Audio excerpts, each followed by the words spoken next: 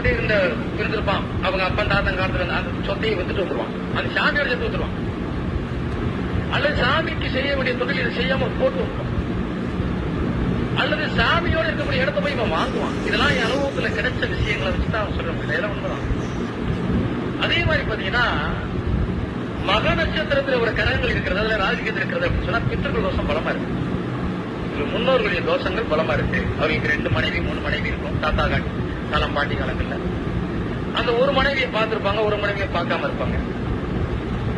அஸ்வினி நட்சத்திரத்துல ஒரு குழந்தை பிறக்குது அப்படின்னா கண்டிப்பா செய்வனை குற்றங்கள் இருக்கு. செய்வனைனா என்ன? ஒருத்தர் மாத்தி செய்யறதா இல்ல.